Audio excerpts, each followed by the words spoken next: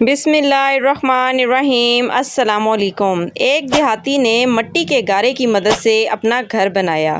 گھر میں اس نے چھوٹے سے 7 مسلوں کی مسجد بھی بنائی کیونکہ اس کے 7 بیٹے تھے۔ تعمیر مکمل ہوئی تو اس نے اپنے بیٹوں کو بلایا اور کہا کہ میں چاہتا ہوں کہ مسجد کی لپائی جنت کی مٹی سے کروں۔ تم سب بھائی جاؤ اور جنت کی مٹی تلاش کر کے لاؤ۔ بیٹے پریشان ہو گئے کہ جنت کی مٹی کہاں سے لائیں۔ باپ کا حکم تھا۔ 6 بیٹے ڈھونڈنے نکل کھڑے ہوئے جبکہ سب سے چھوٹا اور 7واں بیٹا بیمار تھا، گھر پر ہی رہا۔